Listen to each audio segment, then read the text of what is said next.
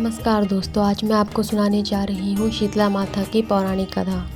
बहुत समय पहले एक गांव में ब्राह्मण दंपत्ति रहते थे। दंपत्ति के 2 बेटे और 2 बहुएं थीं। दोनों बहुओं को लंबे समय के बाद बेटे हुए थे। इतने में शीतला सप्तमी का पर्व आया।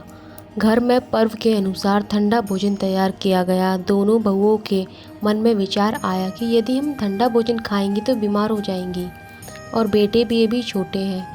इस कुविचार के कारण दोनों बहुओं ने तो पशुओं के दाने तैयार करने के बर्तन में गुपचुप 2 बाटी तैयार कर ली।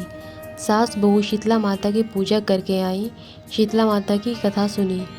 बाद में सास तो शीतला माता के भजन करने के लिए बैठ गई और दोनों बहुएं बच्चे रोने का बहाना बनाकर घर में आ गईं। दाने के बर्तन से गरम गरम रोटला निकाले, चूरमा किया और पेट भर करके खा लिया। सास ने घर आने पर बहुओं से भोजन करने के लिए कहा।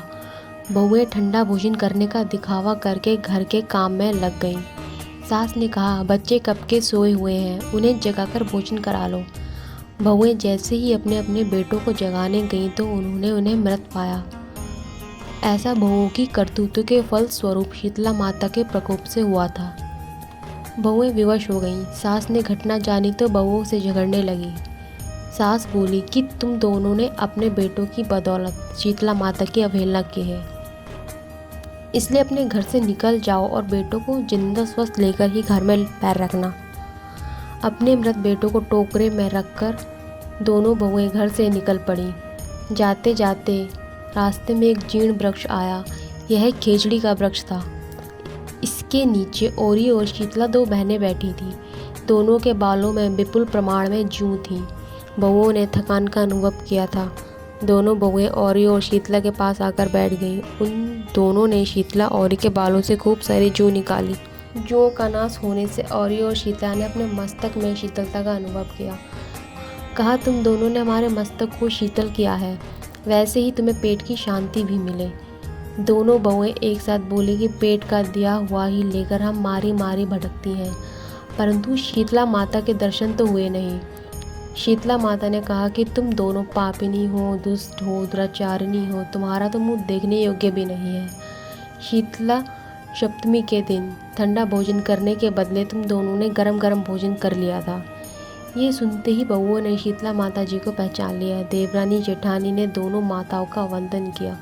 गिड़गिड़ाते हुए कहा कि हम तो भोली भाली हैं, अनजान थे, गरम खा लिया। आपके प्रभाव को हम नहीं जानते थे। आप हम दोनों को क्षमा करें, पुनः ऐसा दुष्कृत्य हम कभी नहीं करेंगे। उनके पश्चाताप भरे वचनों को सुनकर दोनों माताएं प्रसन्न हुईं। शीतला माता ने अपने मृतक बालकों को जीवित कर दिया। बहुएं तब बच्चों के साथ लेकर आनंद से पुनः गांव लौट आईं। गांव के लोगों ने जाना कि दोनों बहुओं को शीतला माता के साक्षात दर्शन हुए थे। दोनों का धूमधाम से स्वागत करके गांव प्रवेश करवाया। बहुओं ने कहा, हम गांव में शीतला माता का मंदिर बनवाएंगे और चैत्र महीने में शीतला सप्तमी के दिन मात्र ठंडा ही भोजन खाएंगे। शीतला माता ने बहुओं पर जैसी अपनी दृष्टि की वैसी ही कृपा सब पर करे।